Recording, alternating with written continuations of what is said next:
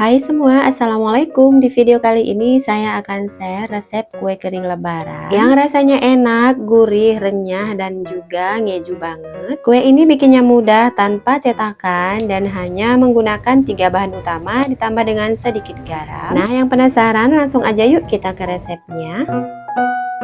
Siapkan chopper, kemudian masukkan 6 butir telur ukuran besar, kemudian tambahkan 1 sendok teh garam. Tambahkan juga 1 papan keju atau setara 160 gram. Sebelumnya kejunya sudah saya parut ya. Kemudian kita chop sampai tercampur rata. Kemudian pindahkan ke dalam wadah. Bahan berikutnya saya tambahkan 500 gram tepung tapioka. Untuk tepungnya saya masukkan 2 tahap, kemudian ini diaduk sampai tercampur rata.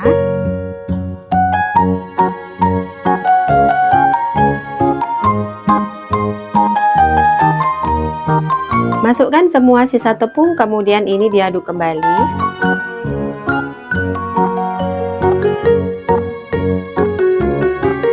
Karena adonannya sudah mulai berat, selanjutnya saya uleni menggunakan tangan. Ini diulenin sampai kalis dan gak lengket lagi di tangan ya. Seperti ini sudah bisa kita bentuk atau kita cetak.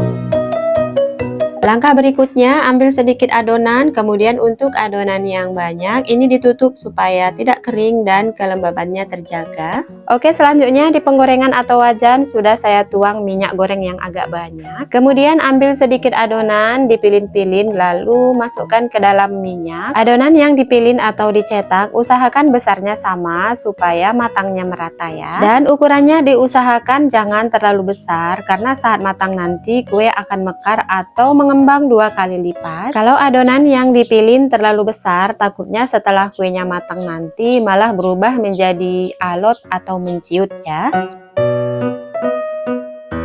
Nah, segini cukup, jangan terlalu penuh untuk memberi ruang pada adonan saat mekar atau mengembang nanti. Kemudian nyalakan api kompor sedang dan ini kita biarkan beberapa saat karena adonannya ini masih sangat rapuh dan rawan pecah kalau kita aduk-aduk.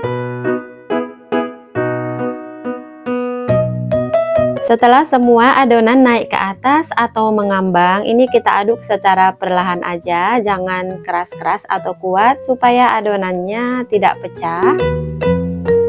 Jangan lupa sesekali kita aduk supaya matangnya itu merata.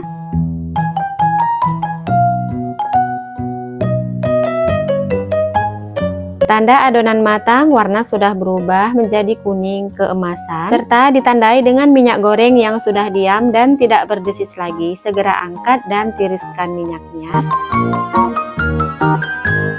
Nah, hasilnya seperti ini, cakep banget ya matangnya. Sambil menunggu minyak goreng ini hangat, di wajan yang lain sudah saya siapkan juga adonan yang sebelumnya sudah saya pilin-pilin juga. Jadi proses menggoreng saya pakai 2 wajan secara bergantian sambil menunggu minyak hangat di wajan yang pertama ya.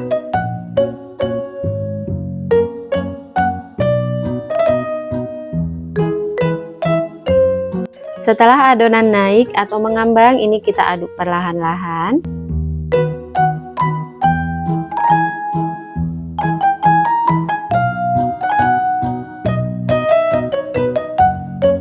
Angkat dan tiriskan setelah berubah menjadi kuning keemasan, serta minyaknya juga sudah diam, artinya adonan sudah matang.